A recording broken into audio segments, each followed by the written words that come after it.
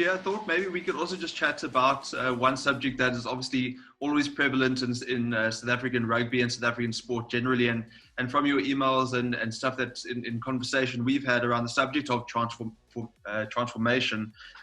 Just chat about the work that UXI Sport does, how they address that subject. And I think, as we've said in the past, sometimes it's something that's spoken about a lot, but the action is not always there in terms of actually streamlining things that need to be. Could you just chat about how that's obviously an important subject and one that you're passionate about, and that there are very clear plans around it too? Absolutely, Craig. And I think once we started engaging with all the unions, we realized that all of them had this transformational goal. And it's also something that is very much driven by SARu, as you well know. But the fact remains is that we can't transform from the top. We need to transform from the bottom up. That comes back to the pipeline building and building talent from a younger age. And often the transformation quotas are not coming from the top schools. You know, very few of these guys are CEO Kulisis that get taken up in a very good school format and structure, and he's able to develop that way. Many of these boys also don't necessarily have university exemption, which would typically be the incubator for the unions. So a lot of these guys are more, if you look at the Western Cape, for example, the guys here are coming from, or the communities they come from are more trade orientated. You know, the fathers were either in agriculture, the mothers or the fathers both are in agriculture. It's tradesmen, plumbers, electricians, welders, etc. And there's no platform for those guys to actually practice rugby and do a trade. So that they can be employable later in their life. So we realized that if we can offer a solution to especially those guys who do not necessarily have exemption, they are more practically minded, and we can go and get them from all these rural schools across South Africa and bring them to a place where they can do a trade with their high performance rugby development, we can actually create a very unique, employable candidate. And in so doing, we also then have a huge pipeline of transformed or transformational students that we can offer to the unions in their pipelines. So it's a very big gap currently in the South African market, and that the fact remains is that many of the institutions who do offer trades do not have sports programs. So where do these guys go apart from playing for a club? But that's exactly where we fit in, and the whole UXI structure also strengthens the clubs, because the players that come through our system will be playing for clubs, and through strengthening the talents at club level, we're also strengthening the club competitions. So we really want to make a huge difference through transformation in clubs and creating these opportunities for these young men that previously wouldn't have been taken up into proper coaching systems. Fantastic. MJ, maybe just a final word from each member of the team with us, but yeah, just maybe further elaborating on what Tia was mentioning on that subject of transformation, and then just going a little bit further into what the future holds on your side, and with the players hopefully getting back to training soon. Yeah, obviously, transformation is one of our important key factors, and this UXI leg of our institute will definitely help to bring a few transformation players in. The aim is to get the numbers quite high, and I do believe that there is so much talent that's not been founded yet. Everybody's looking at the top 20, top 25 schools, and that's our talent pool. But I do believe that there will be someone in Edinburgh or Smithfield or Dealsville. I'm talking about our region now. Some other kid that's got talent, that's playing on the dirt, and just never been looked after or coached. And we hope that we can get our hands on a boy like that. To get that perfect story, I do believe that it will come through the system, and we are quite excited about it. Fantastic. And Albert, from your side, I mean, Bloemfontein, as you mentioned, some of the big schools there has always been known as an area that provides a conveyor belt of talent. And I guess the tricky part has always been in actually retaining that talent in Bloem and with the Cheetahs, rather than the players getting picked up by other franchises. But just touch on that, and maybe a little bit on the talent you guys are bringing through the system and from the younger youthful age groups. How much talent is there that's going through to the Cheetahs now? And obviously with the team involved in the Pro 14, how hopeful are you that that will translate to success at the top level? I think, I think it's just thinking how to say this. There's a lot of talent previously that got lost, but I think COVID's going to change a lot of that. And I think more and more of the boys, we see it already, are coming back. Boys are coming back to Bloem. We give so much opportunities. I think something that stands out of this program for me, this Cheetahs Institute of Excellence, is just the alignment with the Cheetahs. I mean, these boys, everything, they operate from the stadium, they work from the stadium, they go to class in the stadium, they rub shoulders with the Cheetah players. And I mean, just the other day, just before the lockdown, they were going up to class, and they walk past Ruan, and you can just see the effect that it has on the boys. So I think this is another great program for us to keep the boys in Bloem. Obviously, the bigger unions, they've got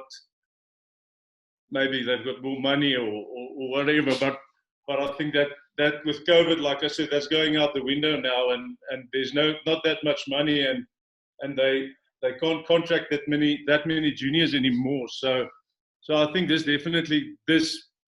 institute's another great opportunity for us to develop and create young boys for the future.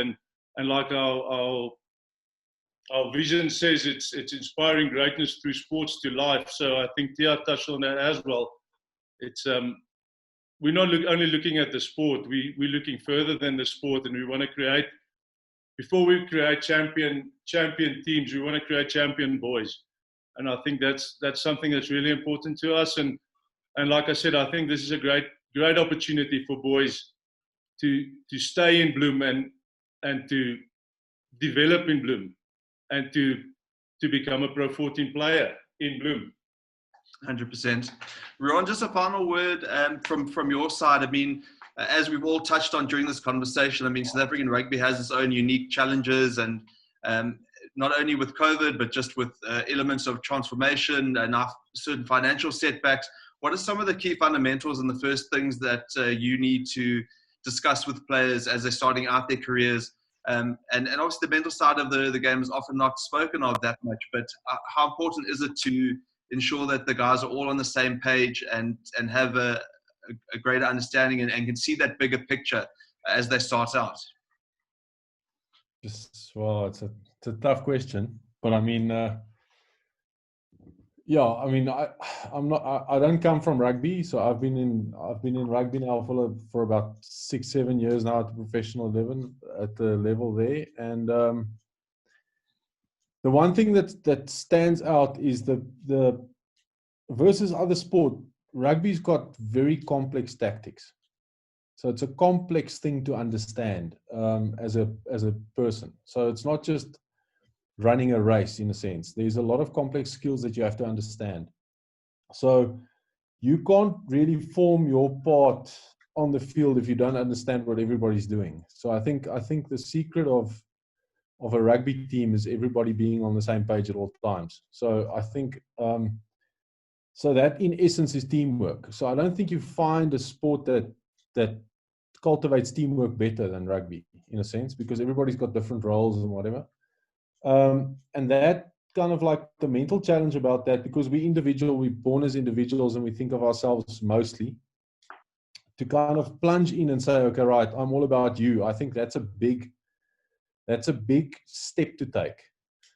But then the best rugby players in the world come from a very few countries, and those countries are people that believe in honest hard work. I mean, it's elbow grease. It's working and working and working until you get it. And I think we're prepared to do that. And I think that's why we're so good at it, if you know what I mean. So we don't have pretentious, entitled individuals. We want to kind of work together. And I think that's a big thing. So I think rugby's got a big part to play.